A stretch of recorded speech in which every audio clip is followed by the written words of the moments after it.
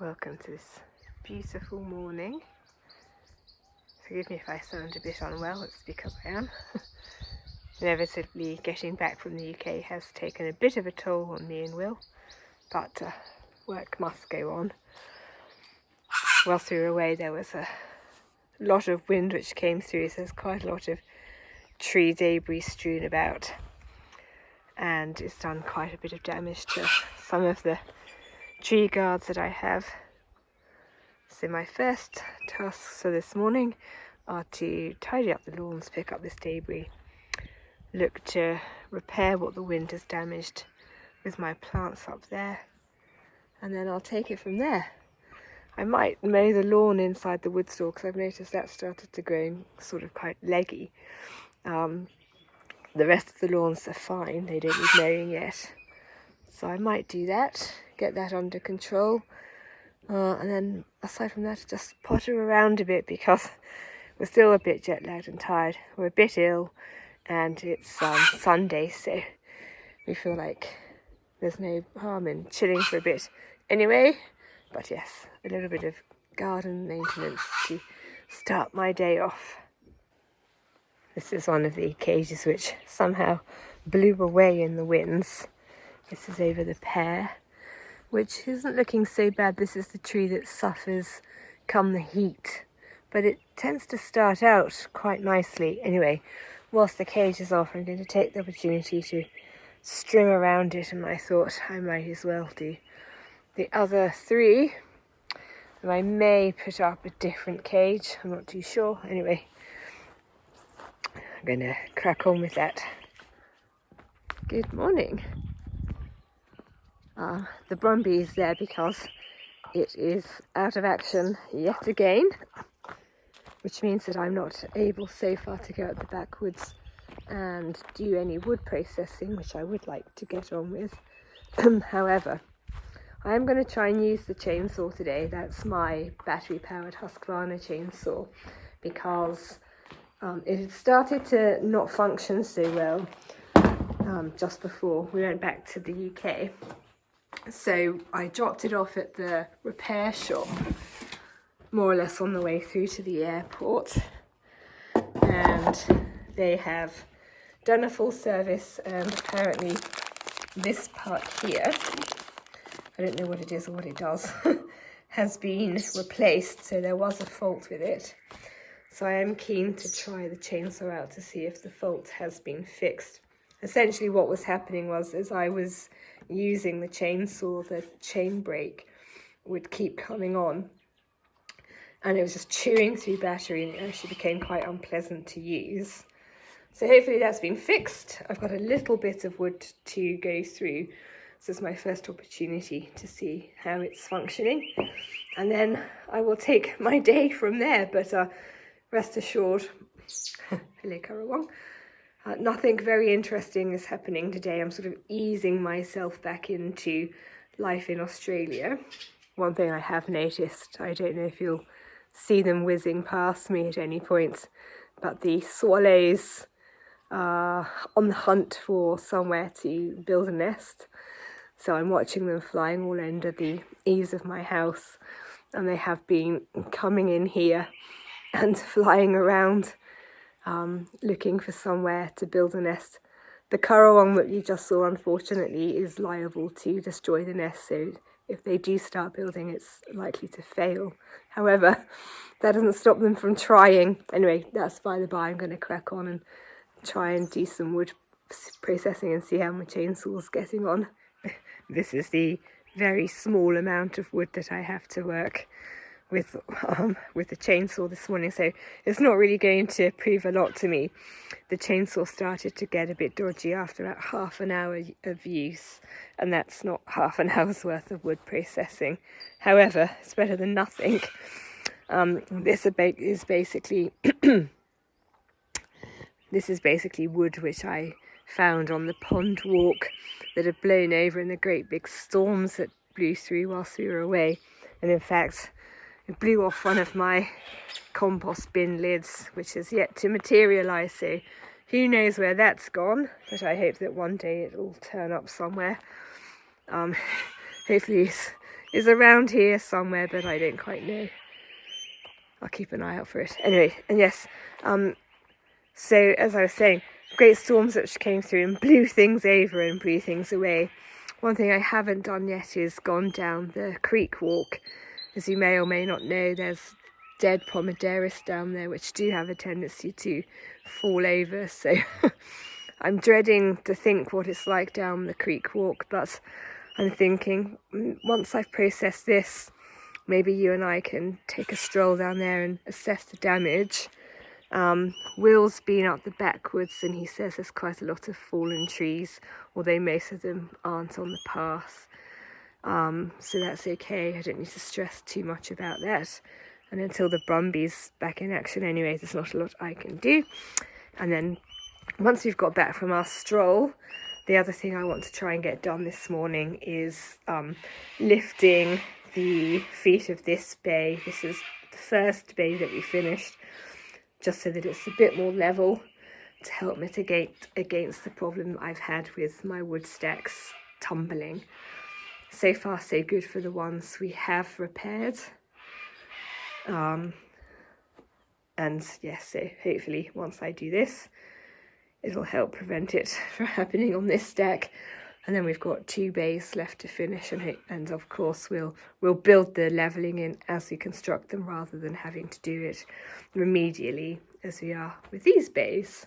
Anyway, let me crack on, and then I'll meet you on the creek walk in a bit. Well, that's that done. Hi, true keeper. So let's go and inspect any potential creek walk damage. This will be the first time I've gone down there, so we're going down there for the first time together.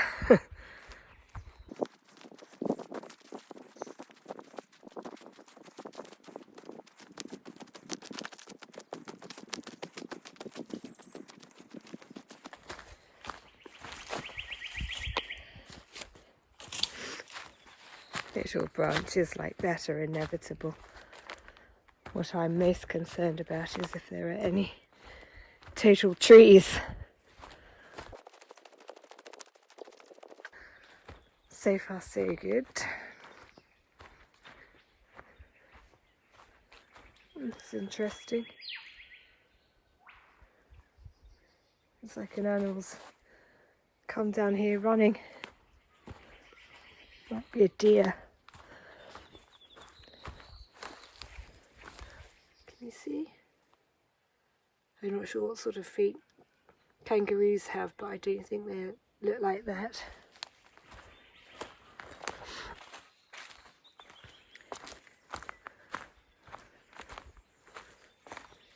Maybe I startled one. Okay, well, it hasn't gone far. We've already got 1 casualty. This shouldn't be here. So I'll need to deal with that.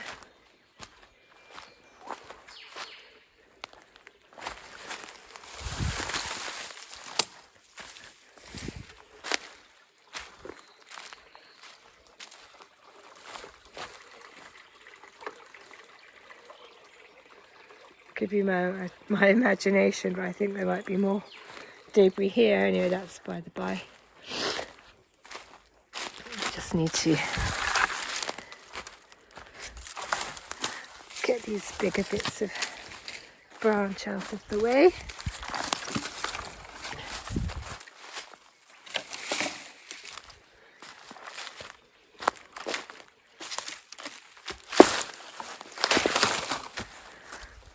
I don't feel the need to remove this wood from the forest floor. It's not much of a hazard come bushfire, but it is a walking hazard and a mowing hazard. Onwards. So let's do the circuit. We'll go this way along the creek and then come back this way and see what we find. Oh, okay, So this shouldn't be here like this. We've got another one that's snapped, unfortunately. This is a living Pomaderus, which is suboptimal, but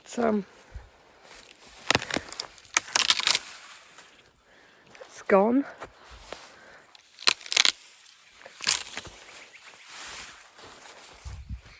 Anything that's gone which isn't on the path, I'm not that bothered about.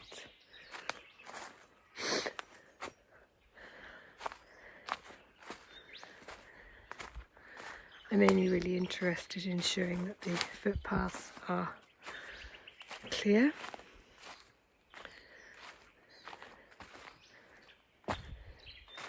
Okay, right.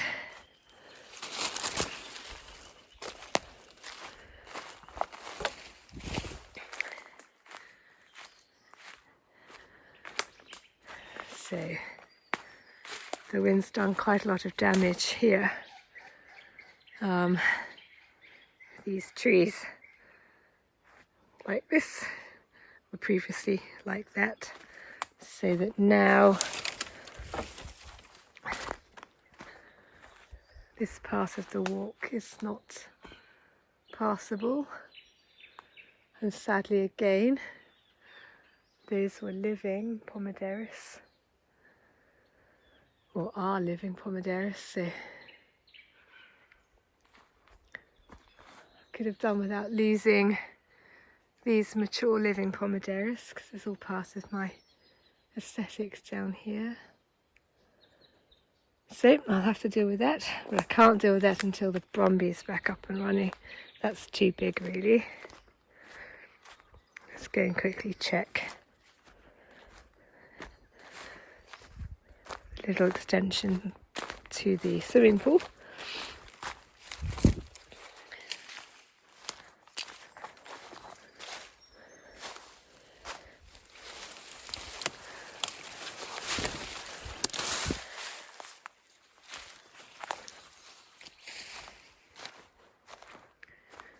Down here it's mostly just debris that's fallen off of this dead tree into the path.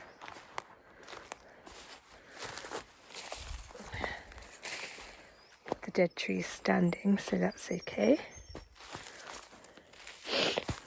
Yep, this is all fine. The animals have been loving this footpath. They're no fools. They will, like us, take the easiest route. Okay. So that leaves one section.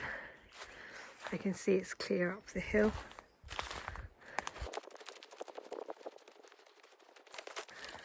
That way is clear.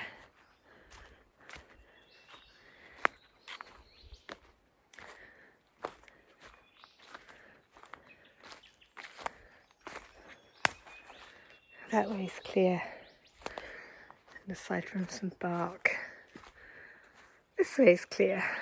Okay, well, that could have been worse, but I do have quite a lot of work to do with these ones when I'm able to access the Brumby. This is evidence of just how easily eucalyptus trees can fall over. They don't have a very deep root system, as you can see.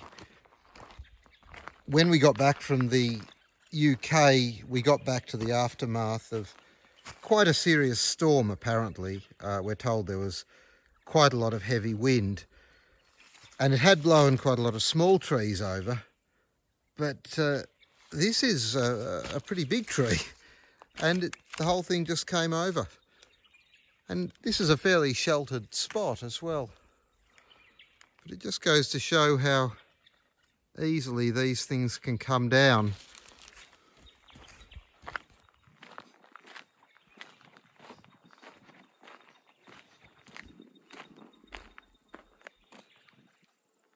I think it's a blue gum. I thought I'd give you a quick update on the latest saga of my car. if you've been watching these vlogs, you'll know that my car has had various problems. It's an old vehicle and has had quite a lot of use over the years, and things have gone wrong.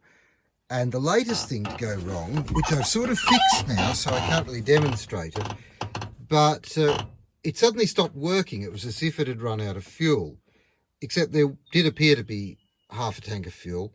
So I topped the fuel up thinking that maybe the fuel gauge was faulty, but it still didn't work. The engine, when I turned the ignition, or the starter motor turned over, but the engine didn't start. I thought maybe it was the spark plugs, so I checked those, but there was spark. And then I thought I'd check the fuel pump, and the fuel pump, which is next to the fuel tank, it's an electrically driven fuel pump, which is under here,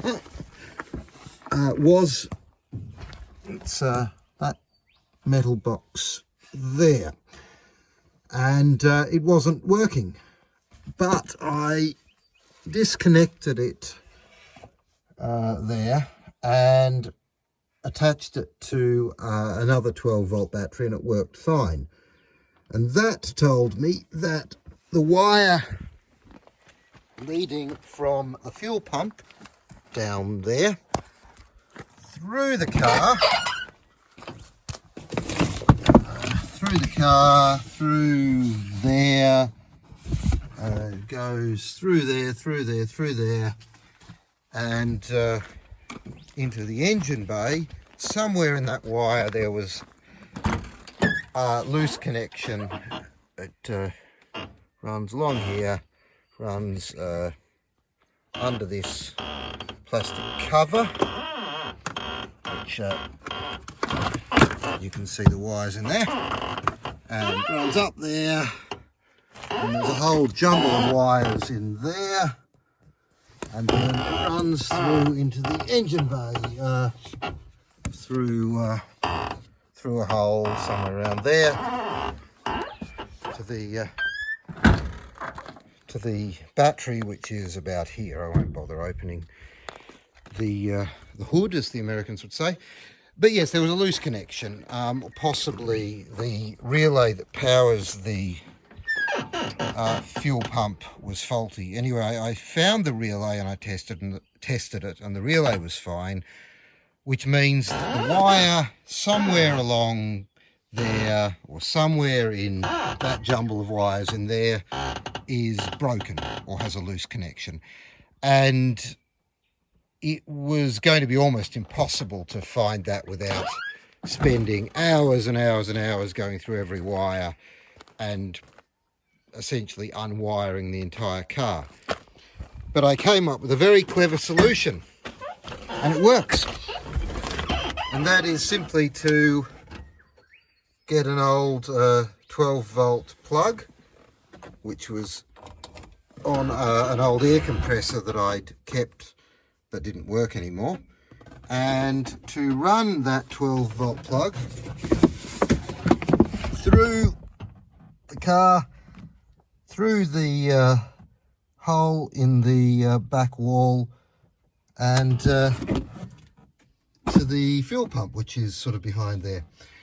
And it doesn't operate when the ignition isn't on, but if I you might be able to hear this if I turn the ignition on, you can possibly hear the fuel pump going. Better not run it for too long, otherwise it'll flood the engine. So there we go. It's a bit of a temporary solution, but it works quite well. So, and I don't use the cigarette lighter for anything else. I might tape that up somewhere so it's not in the way of the gear stick. But yeah, that's a quick and easy solution to an otherwise annoying and complicated problem. It would probably be good at some point to get this car completely rewired. The wiring is pretty dodgy, but that will be a very expensive process and take a long time, and there's a lot of other things that could be done to this car, such as removing all those cobwebs, for example. But for the time being, it now works again, and I'm very pleased with that.